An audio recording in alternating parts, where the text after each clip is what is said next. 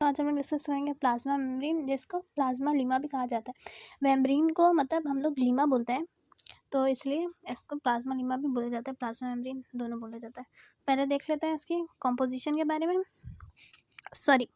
पहले देख लेते हैं कि ये होता कहाँ है। ये जो है ना, ये सेल बाउंड्री है, ठीक है। और एनिमल सेल में तो सेल बाउंड्री है, ठीक है। और प्लांट सेल में जो है वो सेल वॉल के अंदर आपको मिलेगी, ठीक है। तो अब हम देख लेते हैं इसके कंपोजिशन के बारे में, ठीक है। तो ये है प्रोटीन जो होता है इसमें 60 to 80% होता है प्रेजेंट। लिपिड भी होता है 20 to 40% और कार्बोहाइड्रेट भी 2 to 10% इसमें होता है, ठीक है जी। अब बात कर लेते हैं इसके स्ट्रक्चर के बारे में।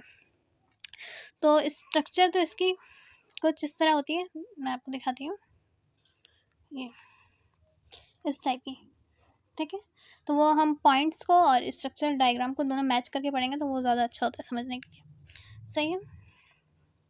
तो यहाँ पे देख लेते हैं, जैसा फर्स्ट पॉइंट मेरे पास लिखा हुआ है सेमी परमेएबल, सिलेक्टिव है, हर किसी को अंदर आने नहीं देगी अपने अंदर। जिन चीज़ों को मतलब सेल को जिन चीज़ों की रिक्वायरमेंट होगी उसको ही अपने अंदर आने लगी, ठीक है जी।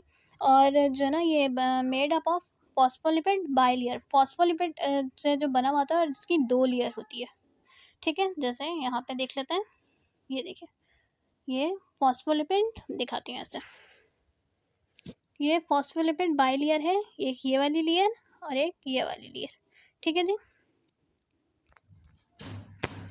नेक्स्ट पॉइंट देखते हैं, ठीक है। तो ये है, इसको यहाँ पे थोड़ा सा बड़ा करके देख ले, बना दिया मैंने। ये जो दिख रहा है आपको, ये फॉस्फेट हेड, ये वाला, ठीक है। ये जो होगा ना, ये हाइड्रोफिलिक होगा, मतलब लविंग नेचर का होता है, मतलब ये वाटर लविंग होता है, ठीक है। और ये दूसरा जो आपको नज़र आ रहा है, जैसे टेल की तरह बना रहा है, ये बना होता है फैटी एसिड का और हाइड्रोफोबिक होता है, मतलब पानी से डरने वाला, पानी से डरता है ये काफ़ी, ये वाला, ये है हाइड्रोफोबिक, ठीक है। इसके अलावा प्लाज्मा मेम्ब्रेन में क्या होंगे, कोलेस्ट्रॉल के मॉलिक्यूल भी होते हैं, ठीक है। ये कोलेस्ट्रॉल के मॉलिक्यूल प्लाज्मा मेम्ब्रेन में होता है। ये क्या करते हैं, रिजिडिटी और फ्लेक्सिबिलिटी जो प्रोवाइड करते हैं सेल में। अगर सेल का टेम्परेचर काफ़ी ज़्यादा हाई होगा तो रिजिडिटी वो करेंगे, और जब लो होगा तो उसको फ्लेक्सिबिलिटी वो करेंगे, ठीक है जी। उसके अलावा जो है इसमें ये ग्लाइकोलिपिड और ग्लाइको प्रोटीन भी इसमें होती है। मतलब जैसे हमने यहाँ पे इसकी कंपोजिशन में पढ़ा कि कार्बोहाइड्रेट है, ठीक है। तो ये कार्बोहाइड्रेट और लिपिड प्रोटीन मिलकर जो वो कॉन्जुगेटेड मॉलिक्यूल बनाते हैं, तो वो भी इसमें प्रेजेंट होता है, सही है जी। और इसके अलावा प्रोटीन भी होता है इसमें, जो नॉर्मली जो हम लोग पढ़ेंगे ये फ्लूइड मोज़ाइक मॉडल के अंदर, तो वो एक इंट्रिंसिक प्रोटीन के बारे में पढ़ेंगे और एक एक्सट्रिंसिक प्रोटीन के बारे में बताएं। इसके अलावा भी इसमें बहुत सारे प्रोटीन होते हैं, अब जैसे जब हम फंक्शन पढ़ेंगे तो मैं वहाँ पे बता दूँगी, ठीक है। और ये इसकी ट्रांसपोर्ट है, मतलब बताया सेमी परमेएबल है और प्लाज्मा मेम्ब्रेन है, सेल की बाउंड्री है, तो चीज़ें अंदर से बाहर आएंगी, बाहर से अंदर जाएंगी। तो इस ट्रांसपोर्ट के बारे में पढ़ेंगे, पहले हम स्ट्रक्चर ऐसे वहाँ पे समझ लेते हैं अच्छे से, सही। तो ये स्ट्रक्चर है, आपको बताया फॉस्फोलिपिड होगी बाई लेयर, ये देखें, ये फॉस्फोलिपिड बाई लेयर है, ठीक है। ये ग्लाइकोलिपिड जिसके जो यहाँ पे इसमें बना हुआ होगा प्रोटीन पर, ये रहा ग्लाइकोप्रोटीन और ये ग्लाइकोलिपिड, सही है। और इसके अलावा जो 2 प्रोटीन का जिक्र किया था, इंट्रिंसिक और एक्सट्रिंसिक, तो लेकिन यहाँ पे लिखा हुआ है इंटेग्रल प्रोटीन, मतलब एक ही मतलब है, एक वर्ड को बहुत सारा, मतलब बायोलॉजी में तो इस तरह होता ही है ना कि एक मतलब वर्ड के बहुत सारे वर्ड उसको मतलब उससे बोल सकते हैं हम लोग। और जो दूसरे जो एक्सट्रिंसिक प्रोटीन को यहाँ पे जाहिर किया हुआ है प्रेफरल प्रोटीन से, ठीक है जी। और ये जो इसका जो हेड है वो हाइड्रोफेलिक है और जो टेल है हाइड्रोफोबिक है, पानी से डरता है ये काफ़ी, ठीक है। अब देख लेते हैं हम ट्रांसपोर्ट के बारे में, ठीक है जी। तो क्या है, पहला तो सिलेक्ट, ठीक है।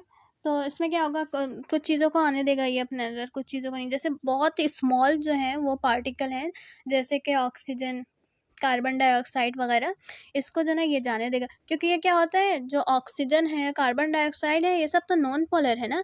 तो और ये जो इनके जो ये टेल हैं ये भी नॉन पोलर होते हैं, तो ये आसानी से अपने अंदर आने जाने दे देंगे इनको, ठीक है। अब बात कर लेते हैं पैसिव, पैसिव ट्रांसपोर्ट के बारे में। पैसिव ट्रांसपोर्ट ऐसी ट्रांसपोर्ट है ना जिसमें एनर्जी की ज़रूरत नहीं होगी हमें। ये जो इंट्रिंसिक प्रोटीन नज़र आ रही है आपको, ये देखें, ये वाली प्रोटीन इंट्रिंसिक प्रोटीन, और यहाँ पे लिखा हुआ है इंटीग्रल प्रोटीन, ठीक है।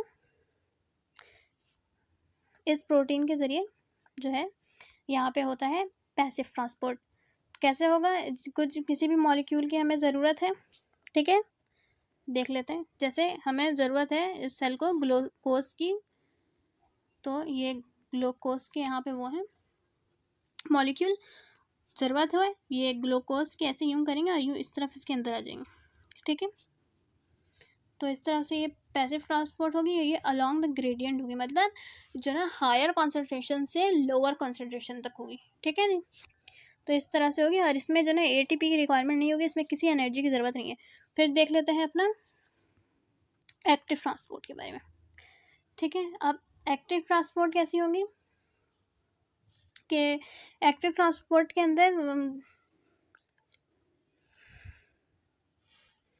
आपको ज़रूरत होगी एटीपी की, ठीक है। जैसे कि वो हम अपने अगर नर्व सेल पे देखें, नर्व इम्पल्स में देखें, तो हमें ज़रूरत वहाँ पे जो होते हैं हमारे पोटेशियम के आयंस होते हैं और सोडियम वगैरह, तो वो आयंस जो है ना वो सेल मेम्ब्रेन के अंदर इतना आसानी से नहीं आते।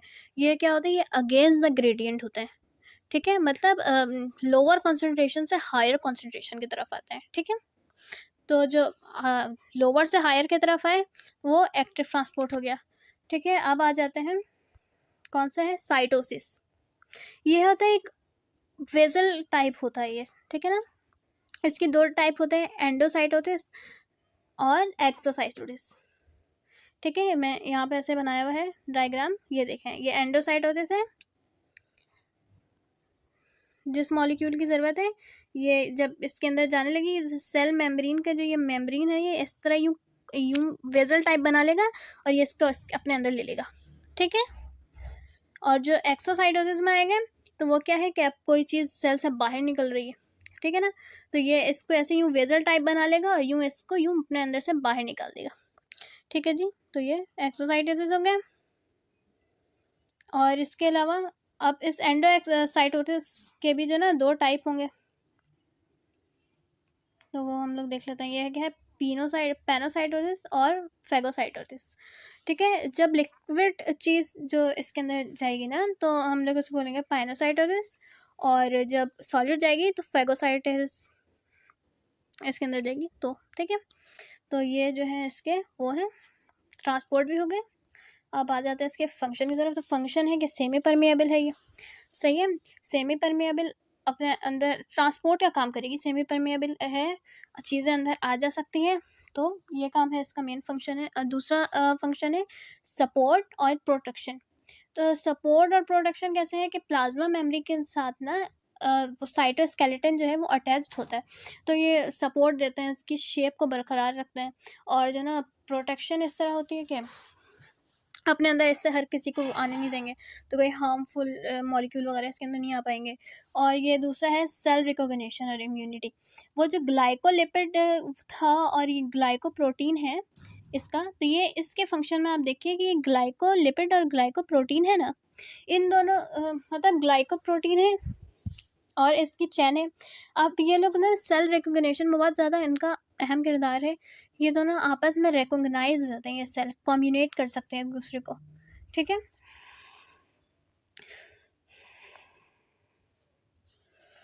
तो ये इस तरह कम्युनिकेट कर सकते हैं, मतलब सिंपल बोलो तो मतलब अपने सेल को ये पहचानेंगे। अब बाहर से अब जैसे जो वाइट सेल है उनका काम होता है इम्यूनिटी, वो मतलब इम्यूनिटी बूस्टर होता है, मतलब इम्यूनिटी वो कर लेते हैं, फराहम करते हैं हमें। तो क्या अब ये जो वाइट सेल है वो पहचान लेंगे। अब जो बाहर से आने वाले सेल होंगे, टॉक्सिक सेल या कुछ भी जो नुकसान पहुंचाने वाले होंगे, तो वो उनकी ग्लाइकोप्रोटीन का और ये ग्लाइकोलिपिड का जो पैटर्न है ना, ये देख के समझ जाएंगे कि बाहर का सेल है, तो वो फौरन इसको किल कर देता है, ठीक है जी। तो ये इसके फंक्शन थे, आसान सिंपल से, ठीक है। Okay, thank you so much.